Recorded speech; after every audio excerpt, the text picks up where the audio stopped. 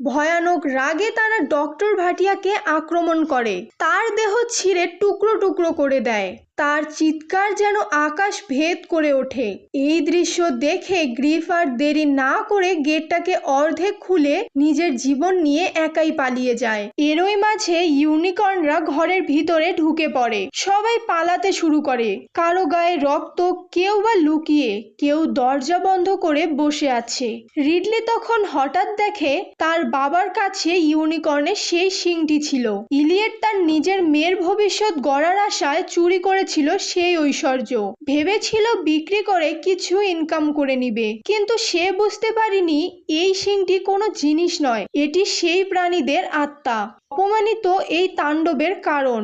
অন্যদিকে বেলিন্ডা আর শেপার্ড একটি সিনেমার মতো পরিকল্পনা বানায়। শেপার্ডের পিতার অক্সিজেনের সিলিন্ডারটিকে তারা বিস্ফোরণের জন্য ব্যবহার করবে। একটি তীর মারবে যেটা সিলিন্ডারে গিয়ে লাগলেই হতে পারে ব্লাস্ট, আর পাশেই থাকবে ইউনিকর্ন। সব ঠিকঠাক চলছিল, হঠাৎ ইউনিকর্নটি ঝাঁপিয়ে পড়ে বেলিন্ডার ওপর, তার শরীর ছিঁড়ে ফেলতে থাকে, আর শেফার্ড দাঁড়িয়ে কাঁদতে থাকে। তার হাতে তীর, সামনে তার মা, কিন্তু তার সাহস হয় না ছুঁড়ে মারার। যে ছেলে এতক্ষণ বড় বড় কথা বলছিল সে মুখ থুবড়ে পড়ে বাস্তবের ভয়ে।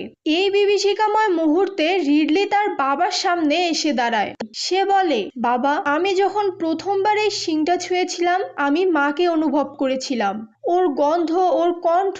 আমি জানি ওরা আমায় আঘাত করবে না।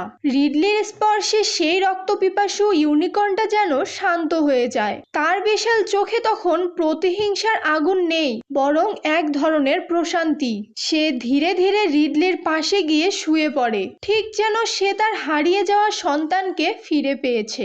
এই দৃশ্যটা একটি অশান্তির মাঝেও যেন স্বর্গীয়। ঠিক সেই সময় দূরে দেখা যায় ইলিয়েট আরেকটি ইউনিকর্নকে নিয়ে সামনে চলে আসছে।